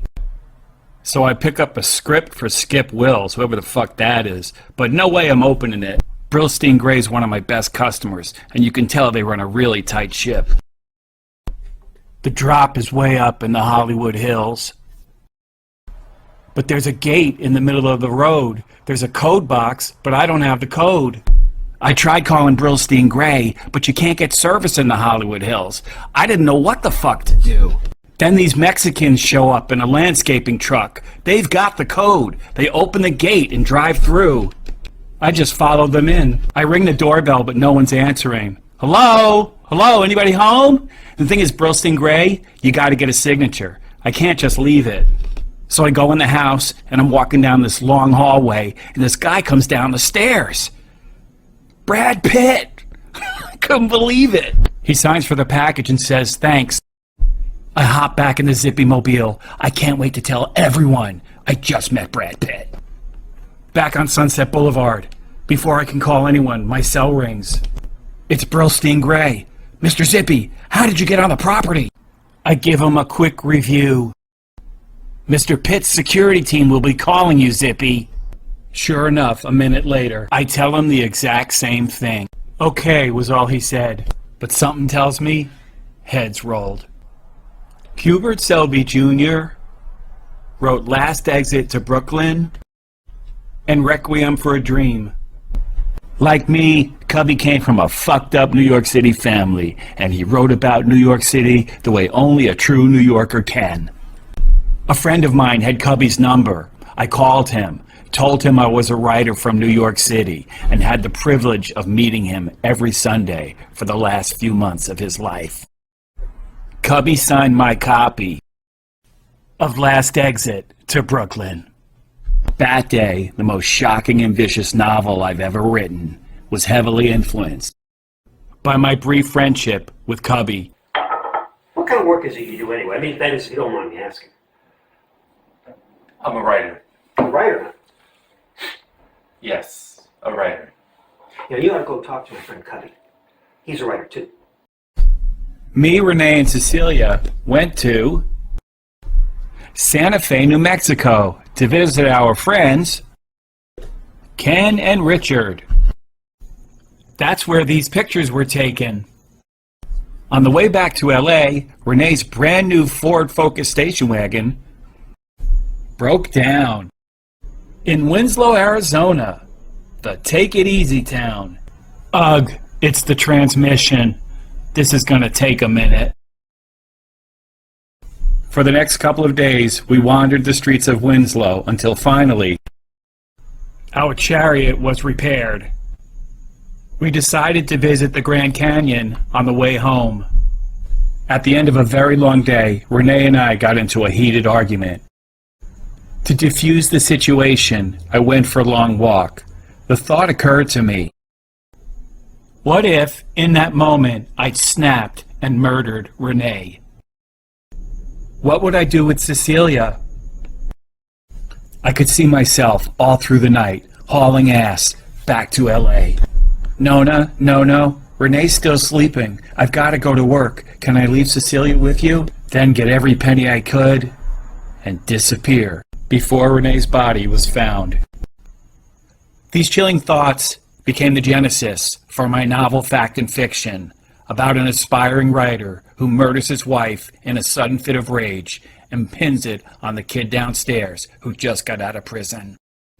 Thankfully, it was just a thought, and Renee and Cecilia are still joined at the hip. Early one morning, I got up to go to the bathroom, and when I came out, Renee was standing there. "I want a divorce," was all she said. "A divorce? Why?" "I want you out by the end of the week." My friend Danny owned an apartment building just a few blocks away. I had just enough for first and last. That was nearly 20 years ago. I've been here ever since. I had my eye on this sizzling hot sober chick, Nancy, who I'd nicknamed Torpedo Tits Tina in my novel Jerk Off. "I know, I'll have a housewarming party at my new place. I'll put up a flyer on the community board at the sobriety center. Hopefully Torpedo Tits Tina, Nancy will come. I think she kinda digs me." To back up just a little, 2 years earlier, in 2008, there was a major recession. I had to pull the plug on Mr. Zippy. Ever since then, I've been driving a limo. The day before the housewarming party, I go to Step by Step to pick up Cecilia. She's waiting for me in the lobby with her caregiver, who we'll call Jennifer. "Housewarming party at my new place tomorrow, Jennifer." "Sure, I'd love to." Nancy didn't show, but Jennifer did. "Where's Renee?" she asked. Thus began the greatest disaster of my entire life. Yes, even worse than this one. As obnoxious as this might sound, I swept Jennifer off her feet and had her wrapped around my finger in no time at all. When I asked her to take her clothes off on camera, she was all for it. One night, Jennifer came over, but she didn't want to have sex on camera. In fact, she didn't want to have sex at all. Glad you came over. I missed you. Don't touch me. What? Don't touch me. Get your shit and get the fuck out of here. Don't ever call me again.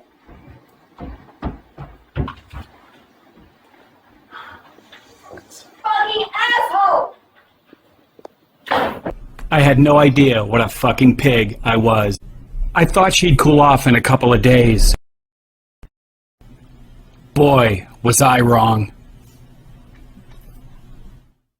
But let's go back to 2010.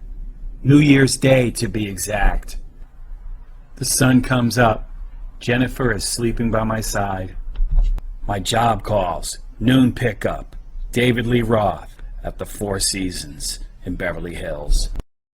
I'm standing in front of the mirror, getting ready to go. Jennifer comes out from the bedroom and says, "You look so handsome."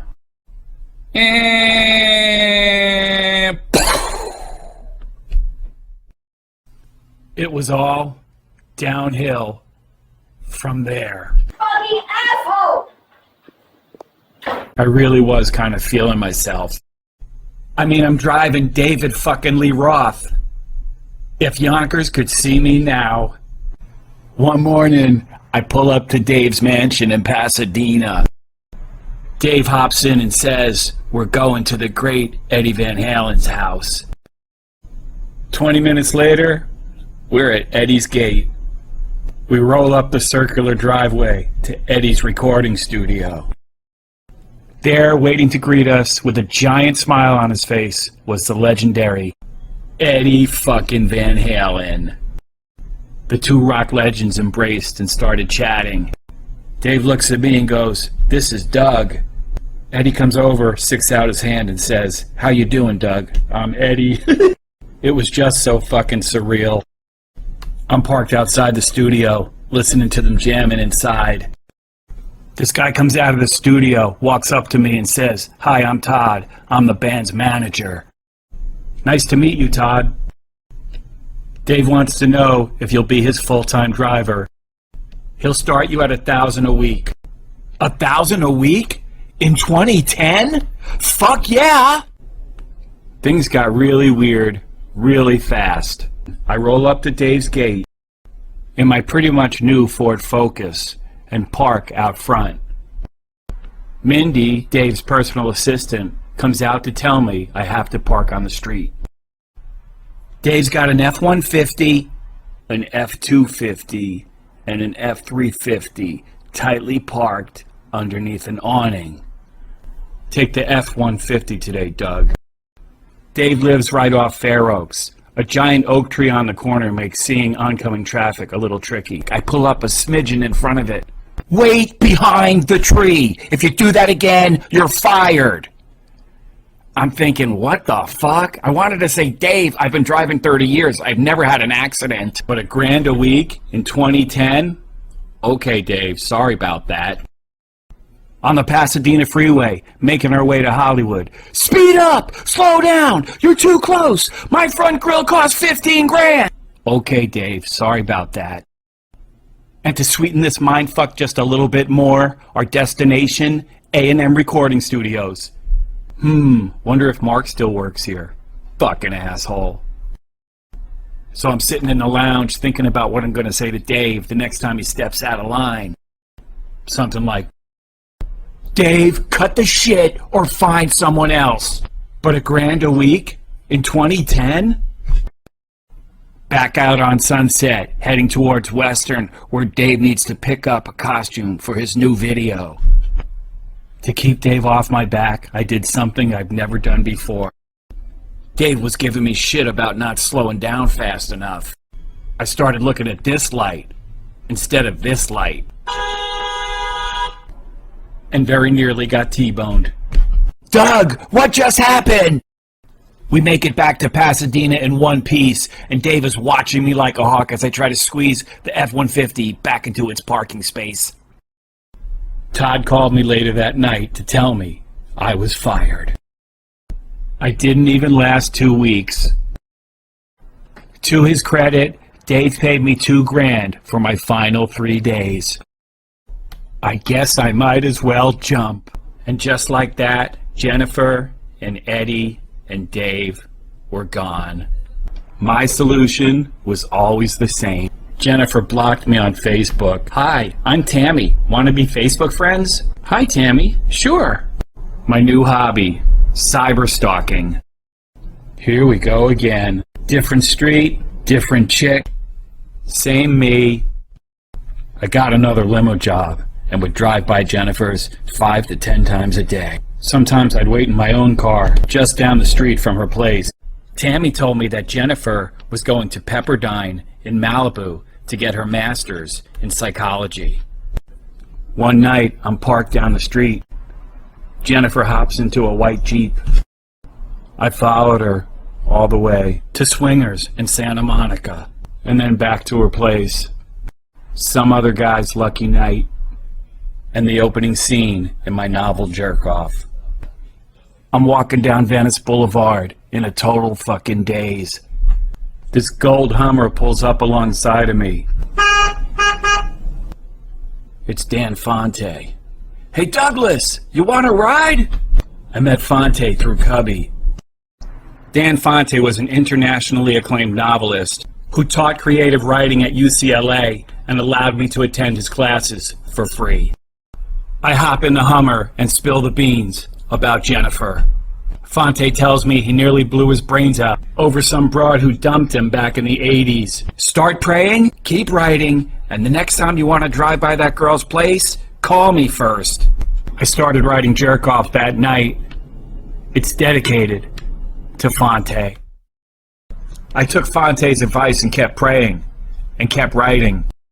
I still write a note to God every morning, and before I get in my car, I open the passenger door for him too. Fonte was so much more than a writing mentor.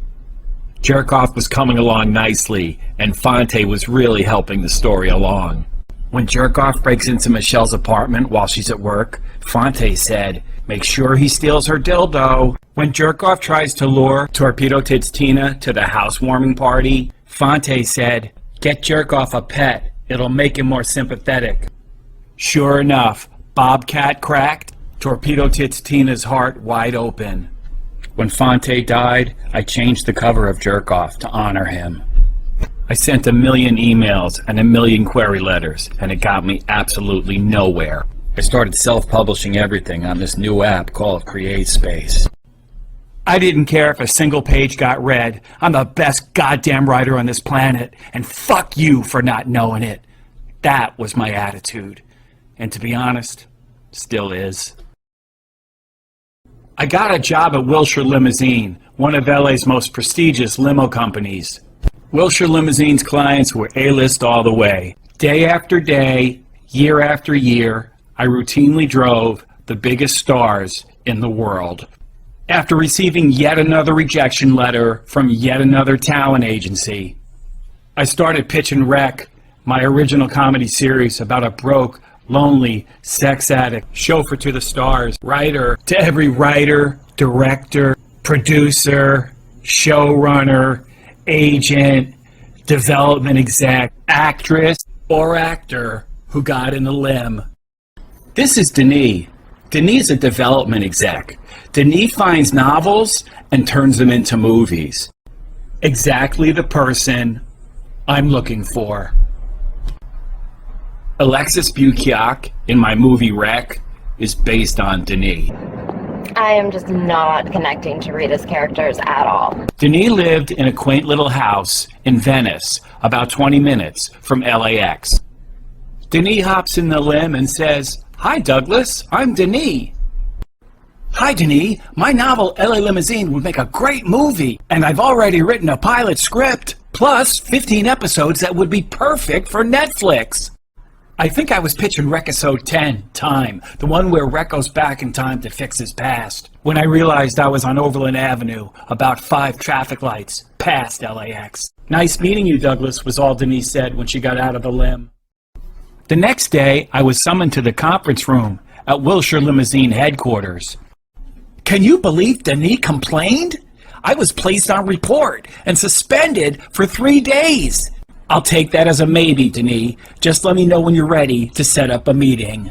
Denis and I continued to maintain opposite showbiz trajectories. When I heard she was taking over at Lucky Chap, I sent her one of my screenplays. Hey, Rec.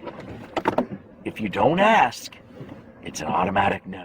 Every year, during award season, Netflix has its own private Oscar party at Chief Content Officer Ted Sarantos' house in Hancock Park. It's always a major glam fest, with this year's crop of Netflix royalty lathering themselves in one another in worship and adulation that even Narcissus himself would find excessive. Private security, red carpet drop-off, the whole shebang. I'm picking up Laverne Cox from Orange is the New Black at her place in North Hollywood. I'm downstairs waiting when this super doofy looking guy with bottle bottom glasses and a snazzy suit with a bow tie walks past me, walks into Laverne's building, and then comes out looking totally lost. Poindexter? The science lab's that way. Laverne comes down in an elegant white dress. She and Poindexter embrace and start walking toward the limo. Poindexter turns out to be Kyle Loftus, Chief Content Development Officer at APA, one of LA's top talent agencies. On the ride back to Ted's place, I got to witness firsthand the bathtub depth of the Hollywood elite as Laverne and Kyle stared into her iPhone and agonized over what pictures of Laverne to post on social media. Dropping Laverne and Kyle off was like having an aching tooth pulled. What a relief. My time at Wilshire Limousine came to an end when, upon receiving yet another soul-crushingly lame paycheck, I put on my Mr. Zippy shirt and hand-delivered a box filled with all my novels, screenplays, and my original comedy series Rec to Ted's door. A few days later, I received a very curt email from Netflix telling me not to disturb their executives again. I immediately canceled my Netflix account. Take that, Ted. Rec, the road to success is paved with failure. Almost forgot to mention the time I picked up Harvey Weinstein at the Peninsula Hotel in Beverly Hills, and ASAP going to LAX. I would have handed him a copy of my novel LA Limousine about a sex addict limo driver if I had a copy with me. But as it turned out, it wouldn't have mattered anyway.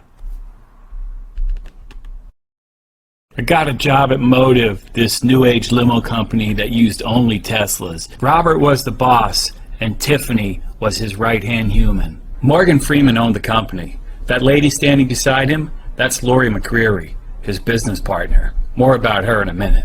I just started working at Motive when I got sent to LAX to pick up Lori and take her to her place in Malibu. I Google Lori and find out she runs Revelations Entertainment with Morgan Freeman. That's Lori and Morgan at the Oscars. That's Lori and Morgan at the Golden Globes. Lori and Morgan Lifetime Achievement, and on and on and on. The ride out to the boo was stone silent. I was trying to find the nerve to pitch Rec. Lori was looking at her iPhone. Here's the pitch. Lori looked up from her iPhone and said, "That's not how you get material to me." Ted? Denis? Allow me to introduce Lori. I wondered. Am I out of a job again? Apparently not, because within a few days I was driving Joe Gebba, co-founder of Airbnb, and his drop-dead knockout supermodel Brazilian girlfriend, Isabella, who have since married. Joe and Isabella were tight with Hollywood super agent Michael Kives and his wife Lydia, a civil rights attorney. On Friday and Saturday nights, the couples would pour into the Tesla and off we'd go. One evening, on the way to Jeff Bezos' house, we had to stop at Fox Studios so that Michael could give one of his clients a box of Cuban cigars. But sometimes, I'd wait outside Joe's place for days, just in case he needed me. "Hey Douglas, can you go to In-N-Out for us?" Joe would come downstairs, hand me $50, and off I'd go. I'd come back and give Joe his In-N-Out, and then give him his change, which he readily accepted. At the time, not only was I working at Motive, but on my off days, I was doing Lyft too. So the irony of handing this kid, who's worth $3.8 billion, his change, was not lost on me. Then, out of nowhere, the world came to a screeching halt. At the risk of sounding like a total fucking psychopath, for me, the COVID-19 pandemic was a dream come true. I went from busting my ass 7 days a week just to get by to $1,200 a week without lifting a finger. Thanks to unemployment on steroids. Congress, I could just kiss you. God bless America. For the first time in my entire life, I wasn't worried about money. No more of this. No more of this. But plenty of this. During the pandemic, I wrote 2 books, Horror Ball about the 1973 Texas Rangers and Ugly Ball about the 1973 San Diego Padres, 2 of the worst teams in Major League Baseball history. But the coolest part of the pandemic was hanging out with this kid. I got this little peanut a guitar when she was 10 years old. Darling, God, to let me know. Should I stay? Should I go? People have no idea what we have to go through. When the world opened back up, I got to go to places I'd always dreamed of. Cork, Ireland, birthplace of my grandmother, Belfast and Dublin, with famed Irish author Aidan O'Reilly. 22 degrees. It's cold up here. Woo! From Tokyo Dome. Sayonara. Then Congress put the kibosh on unemployment on steroids, and money stopped falling from the sky. Damn you, Congress. My 18-month paid vacation was over, but I lucked out and got a limo gig at Ascot Limousine, which turned out to be the best limo gig I ever had. DraftKings CEO Jason Robbins was in town for the Super Bowl. I was at his beck and call all week long. One night at the Beverly Hilton, the strangest thing happened. Jason hopped in the Escalade. This wild-eyed kid with a crazy afro, dressed in a ratty t-shirt, shorts, and sandals, follows Jason into the Escalade. I really thought he was a homeless lunatic. Hey, Douglas, mind dropping my friend off? Sure, man, no problem. The wild-eyed kid looks at me, smiles, and says thanks. The two start talking. Do you know Mitch McConnell? No. You're gonna need Mitch McConnell. Don't worry, I'll get you a meeting with him. What about Pelosi? I've already met with Nancy. The drop is a few minutes away. The kid says thanks and hops out. As we drive away, Jason tells me that guy's worth billions. About a year later, I'm watching the news, and there's that wild-eyed kid with the crazy afro, Samuel Bankman-Fried. I picked up Claire at the Four Seasons in Beverly Hills. She was heading out to Miracles Treatment Center in Malibu, where millionaire junkie alkies from all over the world came to dry out. Everyone in the Southern California sober community knows about Miracles and its lavish treatments and therapies that only the super rich can afford. Claire lets on that she's going to see her billionaire alkie husband, Cliff. I let on that I've been clean and sober quite some time. That seemed to score major points with Claire. The lowly limo driver has been sober for years, but my billionaire husband can't stay off the sauce for a single day. We make it to Miracles. I wait in the parking lot as Claire visits Cliff and his recovery team. In no time at all, Claire gets back in the car and says, "Drive." What the fuck? He's got them blaming me for his drinking problem. I'm sorry to hear that, Claire. How can I help? Claire says, "Take me to Nordstrom's." By the time we got back to the Four Seasons, Claire had poured out her soul to me. Flying on private jets, shopping at places like Prada and Rodeo Drive, dining at the finest restaurants in the world wasn't all it's cracked up to be. I'm back at my place working on a novel that would become LA Limousine. Claire calls. She wants me to come back to the Four Seasons and come upstairs to her room. Okay, Claire, I'm on my way. Let's just say nature took its course, and the next morning I walked out of the Four Seasons knowing I'd made a very big mistake. Rick, don't make me live without you. Claire gave me a taste of my own medicine. Rick, come back! Rick! Rick, come back! Though I was far more discreet, Claire was out of my life in a matter of days. But she will live forever in the pages of LA Limousine and in my movie Wreck as well. I got invited to a barbecue at Mar Vista Park, just a few blocks from my place. And guess who I saw there? Jennifer. She sat down right next to me. Hi, Jennifer. She totally fucking ignored me. Then she got up and walked away. What a surprise. Later that night, I texted her. The next day, Morgan calls. "Douglas, Jennifer says you've been leaving her obscene messages again." Huh? What? Jennifer says you were leaving her obscene messages when she was teaching your daughter, and you left her another one last night. I just could not allow Jennifer to reduce me to the role of obscene message leaver when the truth was so different. Fucking asshole! I made sure that the real Jennifer knew that my side of the story was in the world too. My sister Judy called to tell me that my dad was very ill and that I should fly back to Florida to say goodbye. Thankfully, pleasant thoughts of my dad dominated my memories in his final hours. Taking me to Yankee Stadium when I was just a little boy and somehow arranging it so that I could wander on the field before the game. I met Roy White in the outfield. My dad instilled in me a love for baseball that brings me joy till this very day. My dad used to take me for rides on the subway, which I absolutely loved.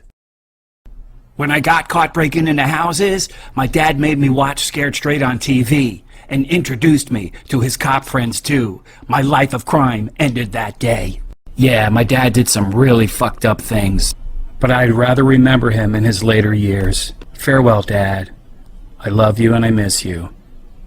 And thanks for everything you did for me while you were here. I'm driving this TV exec to LAX. He tells me about this new app, Tinder, and all the success he's having on it. I get home and start scrolling. Holy shit, there's Annette from the sobriety center. Hey Annette, it's me, Doug. Want to get a cup? Definitely. Me and Annette were together for 2 years.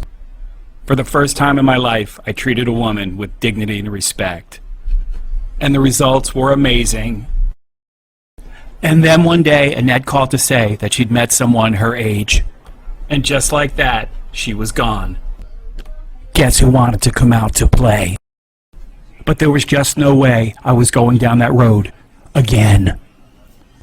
I thought about Fonte, and I knew what he would say. Thank God for your time with Annette, and write. I continued working on a collection of short stories that turned out to be not suitable for children. And Annette married her new fella and started a family. And the coolest thing is, when I see Annette at the sobriety center, she hugs me. Ascot was really working out. I'd spend my days at private jet strips, picking up the rich and famous, and ferrying them to whatever five-star hotel they were staying at, or sometimes just taking them back to the palatial estates in LA that they called home. The money was great too. I had more money in the bank than I ever dreamed of. Aaron, the guy who owned the company, was the coolest guy ever. There was just no way I could reward his kindness by pitching rec to his clients. Besides, by now I realized pitching clients when they got on the limb just didn't work. I will not pitch my screenplay. My friend Neil was a screenwriter too. We'd constantly be brainstorming on how to get something we'd written made. It was Neil who told me about Sean Baker and the movie he made on his cell phone, Tangerine. Around that time I read an article where Steven Spielberg said, thanks to cell phones, anyone could make a movie. I got a cell phone. Rec took about a year to make and cost just over $5,000. One night, I was driving Danny DeVito, and I came this close to asking him to say, thanks for the ride, Rec, when he got out of the car. I still kind of regret that I didn't. Rec is available on YouTube for anyone who wants to watch it. What a surprise! I wrote a book about the making of Rec. It's called How I Made a Movie on My Cell Phone. It's available on Amazon.com for just $10. At the very start, I posed this question. So what happened? How'd I get here? Cold, old, and all alone, an anonymous literary failure, nary a pot to piss in, creditors and the IRS breathing down my neck? It's a good question, but the answer's a little complicated. Actually, the answer is very simple. From Louann Fernald in 1979, to Show World in the early 80s, to the age of the VCR, and the TV VCR, and Big Yellow on Lincoln Boulevard in LA, to high-speed internet access to all the pornography in the world. Maybe due to all the unresolved childhood trauma that God knows I spent a lifetime trying to resolve. Maybe due to the hypnotizing effect that porn holds over so many millions of men. Maybe due to just pure primal desire. Maybe due to the neurological transformation that keeps me so fucking numb. The time and energy I've spent swimming across this endless sea of porn, and all the love that I destroyed, and all the novels, and all the screenplays, and the original comedy series that I've written, and all the baseball books I've written too, and all the places in the world I've been. I just could not free myself from porn. At least, not yet.